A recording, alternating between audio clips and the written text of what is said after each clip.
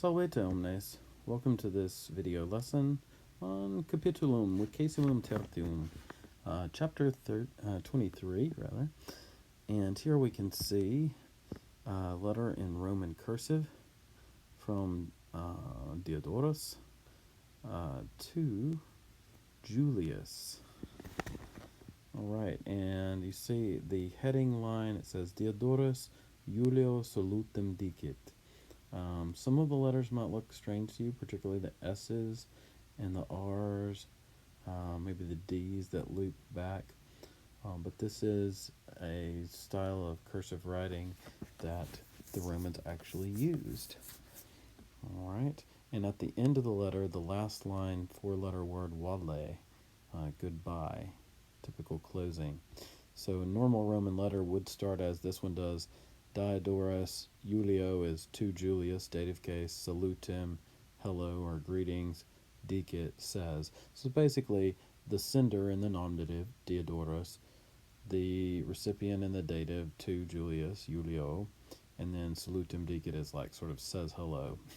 So it's like the sender says hello to the recipient. And then again, at the end, you have some type of farewell, like vale. Okay, Epistula Magistri, title of the chapter, the letter of the teacher. Julius, qui canem latrare audiuit, Julius, who heard the dog barking, Janatorum atrium intrantem interrogat, asks, the doorkeeper entering into the atrium, quis advenit, who has arrived. Notice advenit has the long E, and that's how I can tell it's a perfect tense rather than a present. Advenit would be arrives, advenit has arrived. Janitor, the doorkeeper says, Tabularius advenit Tusculo, the messenger has arrived from Tusculum. Ecce epistula quam illinc ad te tulit. Look, the letter which he brought from there, illinc, to you, ad te. And notice tulit, just as a reminder, that's the from the third principal part of pharaoh. That irregular verb goes pharaoh, fere, tuli, latus. So the tuli and the latus look rather different from the pharaoh, fere forms of the verb. Hoc dicens, saying this, Janitor epistulam domino suo tradit. The doorkeeper hands over, tradit, the letter to his master, domino suo. Julius then says, Quid nam hoc est? What in the world is this? Now, anytime you add a nam on the end of a question word, it just adds more emphasis, like, what in the... I can't believe it. Quis nam? Who is this? So quid nam here. What is this? Quis nam tusculo epistulam ad me misit? Who in the world has sent a letter to me from Tusculum? Janitor, the doorkeeper, says, Nescio, I don't know. So nescio is the negative form of scio, I know. Tantum scio, I only know, pepistulam tusculo misum, et a tabulario ad te latum esse. I only know that the letter, epistulam, was sent from Tusculum, misum tusculo, and was brought, latam esse, by the tabularius, by the messenger, to you. And notice latam esse, that's the perfect passive infinitive made from the fourth principal part of pharaoh, fere, tuli, latus again. So the latam ending there. The am is just agreeing with the subject of that infinitive, which is epistulam, the letter. The letter was sent, misam, and was brought, latam esse, by the messenger to you. All right. And then continuing in line 10, Julius says, Non opus est idem bis dicere. It's not necessary to say, dicere, the same thing, idem, twice, bis. Ego id quod simul dictum est, bene intelligo. I well enough understand, or I well understand, bene intelligo, that which has been said once. So the id quod, that which, and then simul, of course, is the adverb for once or one time. Dictum est, another perfect passive, has been said. Recede hing, get out of here, okay? Return from here. Ad canem tuum, to your dog. Sic Iulius janitorem dimitit. So Julius dismisses the doorkeeper. He's typically rude and arrogant here, treating his slave rather um, peremptorily. All right, Dominus ceram aspiciens, the master looking at the wax, signum magistri cognoscit, notices or recognizes the sign, the symbol of the teacher. And we can see this in the margin, signum magistri. So the papyrus note, as it seems this was sealed with wax, and the teacher, Diodorus, put his signet ring, which in this case seems to be a picture of his own head. That was a type of symbol that some people might use in the ancient world. And he just pressed that into the wax. All right. And then, estenim parva eius imago, for it is a small image of him, that is, of Diodorus, the teacher. Et missa esinquit, and he says, it was sent a magistro Diodoro, by the teacher Diodorus. Nolo has literas legere, I don't want to read this letter. Now notice has literas is literally plural, these letters you might say. But in the plural, it can mean either letters of the alphabet plural or a singular letter, such as a letter you would send in the mail. So in the plural, literae, of course, litera is just a letter like A, B, or C. But literae in the plural can mean either letters of the alphabet, or it can mean a letter you would send, or it could mean literature. Now here, has literas means this letter, right? Because that's what he's talking about here. In other places in the story, it's called epistula. So I don't want, nolo, to read legere, this letter, has literas. Nam certe, for certainly, next page, magister poscit pecuniam, the teacher is demanding the money, quam ei debeo, which I owe, debeo, to him, ei. Duora mentium mercedem magistro debeo, I owe, debeo, 2 months' pay to the teacher. Okay.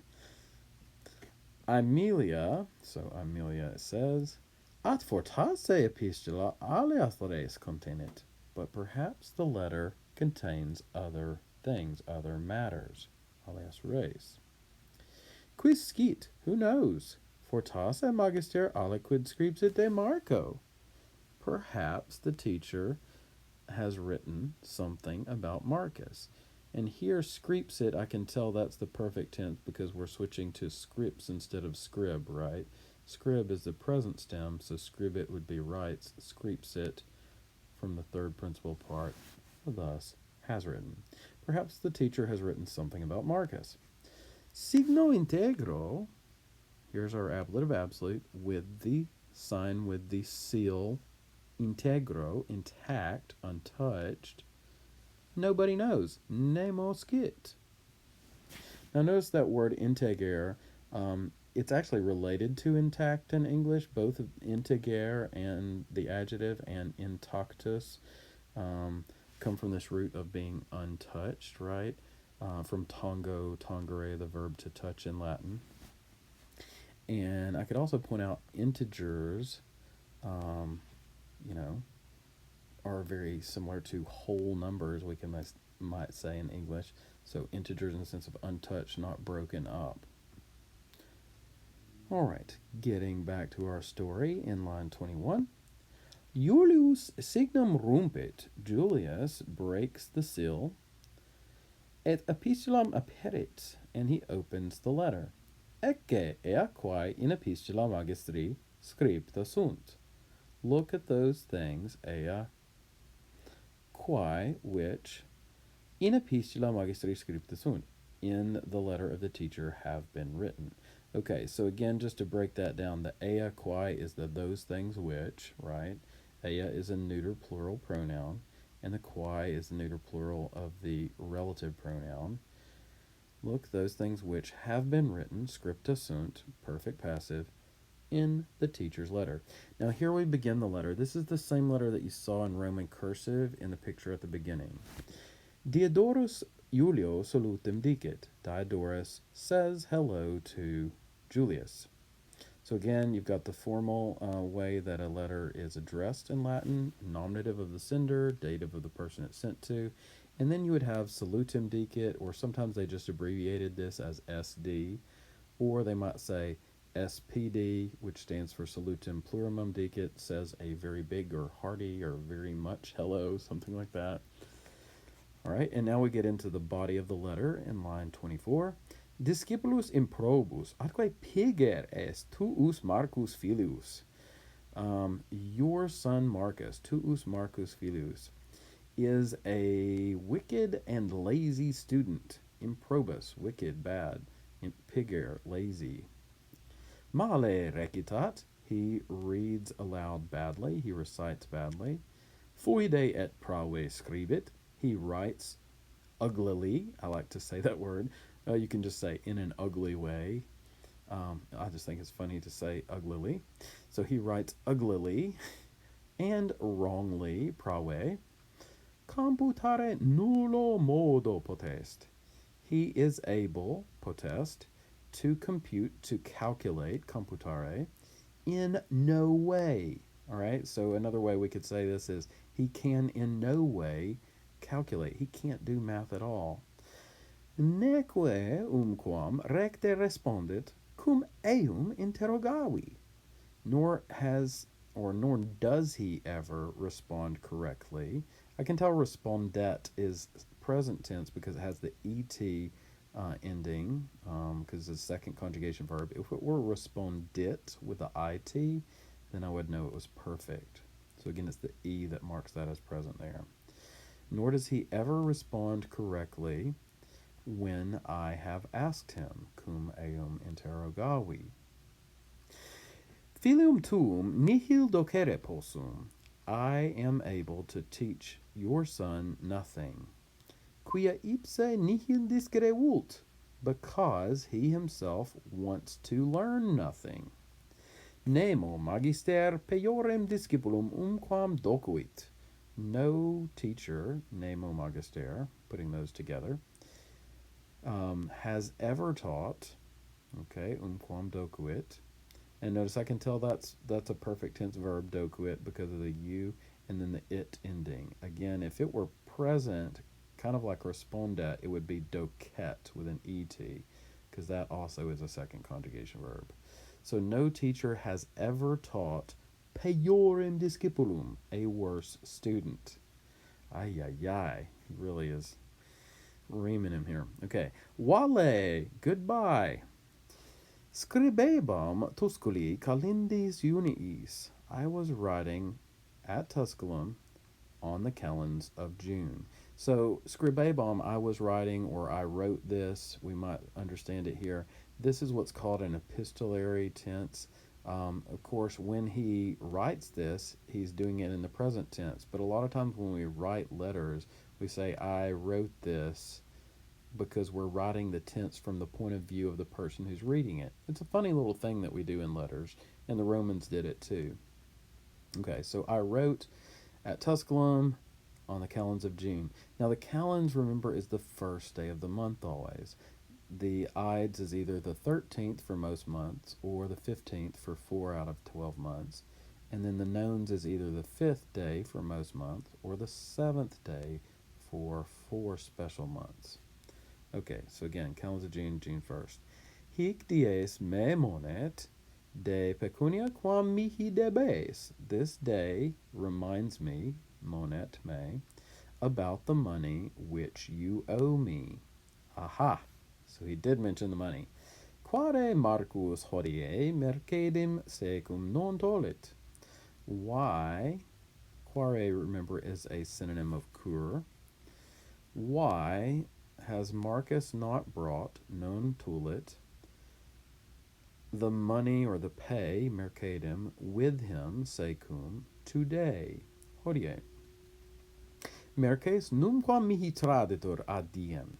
The payment is never given to me ad diem, on the day, on the appropriate day, in other words. We might say on time. Itrum wale, goodbye again. And that's sort of like, this is really good now. After my postscript, now this is really the end of the letter. All right. Interim Marcus, meanwhile Marcus, cuius vultus ad nomen magistri colorem mutavit, whose face or appearance, expression we could say for vultus, changed color, mutavit colorem, at the name of the teacher. So as soon as they started talking about the teacher and the letter from the teacher, he changed. Yeah, right? Meanwhile, Marcus, whose face changed color at the name of the teacher, pallidus et tremens, patrem legentem spectat.